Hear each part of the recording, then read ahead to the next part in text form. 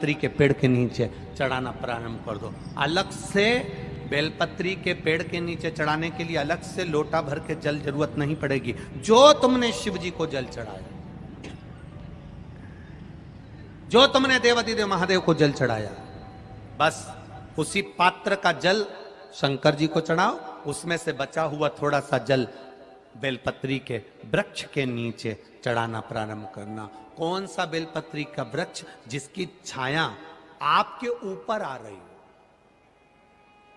शिव महापुराण बड़ी सुंदर बात कहता है, ध्यान दीजिएगा। जिस बेलपत्री का पौधा तुम्हारे सिर का, और ये दोनों हाथ ऊपर कर लो, अपन खड़े हुए और खड़े होकर दोनों हाथ ऊपर करे, इतना बड़ा बेलपत्री का पौधा है।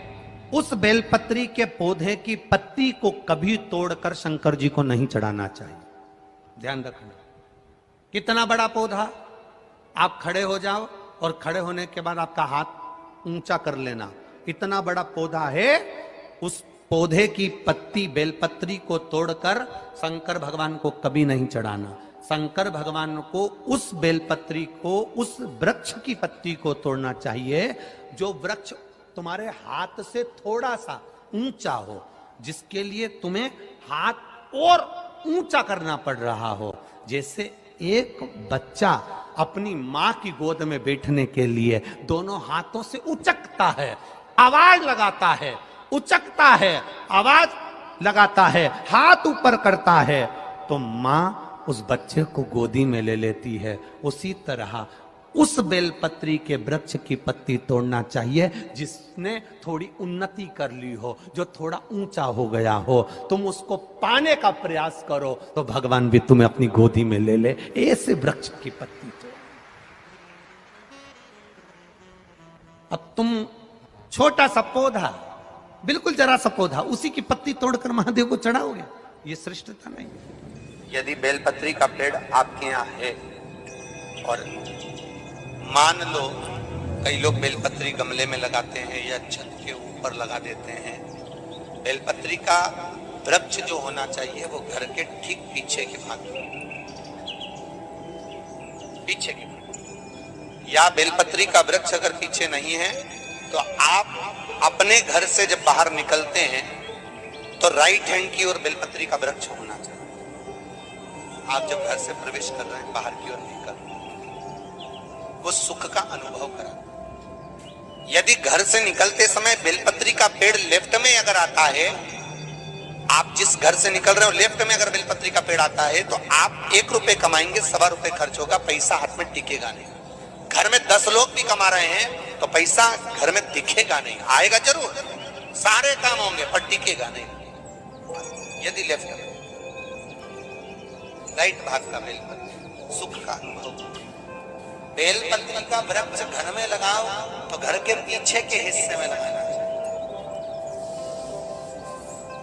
और ऐसी जगह नहीं लगाना कि जहां पर बेलपत्र में गंदा पानी जाए या कोई गंदी वस्तु उसके नीचे पड़े।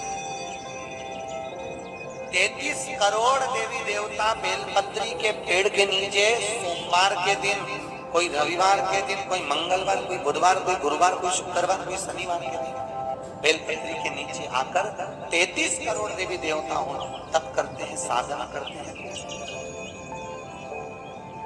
बेलपत्री के पेड़ का बड़ा प्रमाण है। एक बेलपत्री ऐसी होती है जो कि शंकर पर अगर चढ़ी हुई है तो वापिस उतार कर धोकर फिर शिव को चढ़ा सकते। किसी व्यक्ति से कोई काम करवाना है, वो काम नहीं कर रहा, कोई फाइल आगे नहीं बढ़ रही है, कोई कार्य अटक रहा है, या फिर कहीं रुपया पैसा अटक गया हो, नहीं निकल रहा हो, तो एक जल के पात्र में जल भरकर 5 बेलपत्री शिव जी को समर्पित कर कुंदकेश्वर महादेव का नाम लेकर एक सफेद पुष्प बेलपत्री के ऊपर जो शिव जी को चढ़ाई है उस पर समर्पित कर जल जो लेकर गए हो, अपनी उस कामना को कर कि मेरा ये कार्य अटक रहा है, ये कार्य नहीं हो रहा, कुंदकेश्वर महादेव का नाम लेकर धीरे धीरे जल की धार चढ़ाइए। और एक बात हमेशा याद रखना, फिर निवेदन कर रहे हैं, अच्छे से समझ लेना।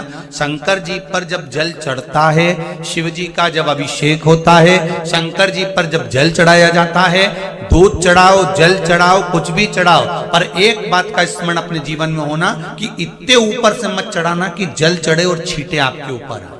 बहुत ध्यान दीजिएगा।